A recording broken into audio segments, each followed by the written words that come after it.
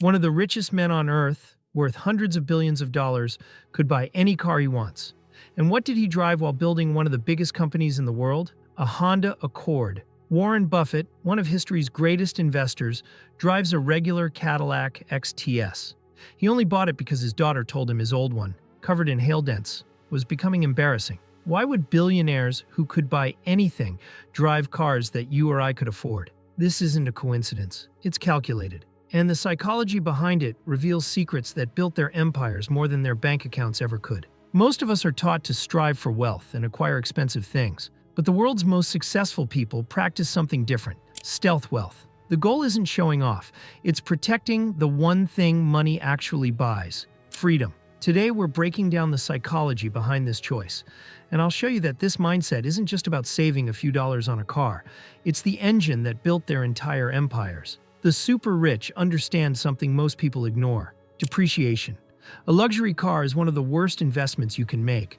The moment you drive a six-figure vehicle off the lot, its value craters. These men didn't get rich by losing money on purpose. Their lives revolve around buying assets that appreciate, not depreciate. Spending $200,000 on a machine guaranteed to lose value when a $20,000 car does the same job. Getting from point A to point B is illogical. Sam Walton, the founder of Walmart, drove an old 1979 Ford F-150 Long after he became a billionaire. When people asked why, he said, "What am I supposed to haul my dogs around in?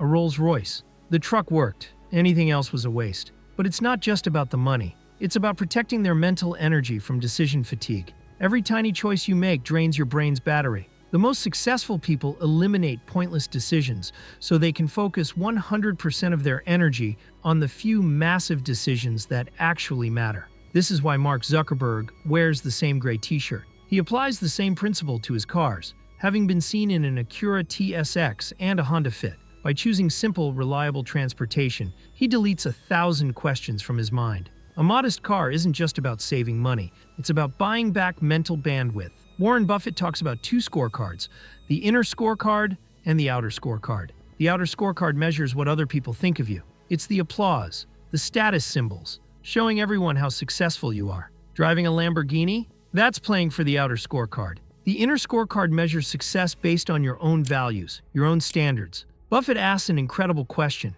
would you rather be the world's greatest lover, but have everyone think you're the world's worst? Or would you rather be the world's worst lover, but have everyone think you're the greatest? People who live by the inner scorecard don't care about impressing strangers. Their satisfaction comes from meeting their own standards. For them, buying a flashy car is basically screaming, "Please pay attention to me." When you're genuinely confident in what you've built, you have nothing to prove. Could Jeff Bezos drive any car that would make you think he's more successful? Of course not. His driving that Honda Accord was the ultimate power move. It signaled that he was so far beyond playing status games that the rules didn't even apply to him anymore. He answered only to his inner scorecard. Being frugal isn't just a personal choice for these leaders, it's their entire business philosophy. These men built their empires by being absolutely relentless about efficiency. You've probably heard the story. Jeff Bezos used old doors as desks when he started Amazon. It was a symbol that the company was obsessed with keeping costs low. His Honda Accord was the same principle in action. He lived the culture he demanded. How can you ask your team to be frugal if you show up in a Bentley? It's leading by example. Warren Buffett operates the same way. His company, Berkshire Hathaway, is a machine of efficiency. He runs a multi-hundred-billion-dollar empire from a completely ordinary office in Omaha, Nebraska. His personal choice to drive a hail-damaged car isn't some eccentric quirk. It's the same thinking he uses to make billion-dollar investment decisions. He's always looking for value over vanity. This creates a powerful cycle. Being frugal personally makes their companies more efficient, which increases profits, which builds more wealth. The modest car didn't come after the fortune. It was part of the formula that created it. So why should this matter to you? Because this is a strategy anyone can use to build financial freedom. The core concept is fighting lifestyle inflation. That's when you automatically spend more every time you earn more. You get a raise, you upgrade your apartment, you get a bonus, you buy a fancier car, your spending rises with your income, and you never actually get ahead. The billionaires we've discussed did the complete opposite. When their income increased, they kept living modestly and invested the difference. That gap between what you could spend and what you actually spend is where wealth gets built. The world screams at you to buy things to prove you're successful. You feel pressure to keep up with the Joneses. But as we've seen, the most successful people on Earth aren't trying to keep up with the Joneses. They realize the Joneses are often broke. By choosing to live below your means, whether that's driving your current car for 5 more years or thinking twice before upgrading your phone, you're buying yourself freedom. Freedom from debt. Freedom to build the life you actually want, not the life you think you're supposed to display. In the end, the modest cars of the world's richest men reveal a simple truth. To them, a car is a tool, not a trophy. Their choice isn't about being cheap.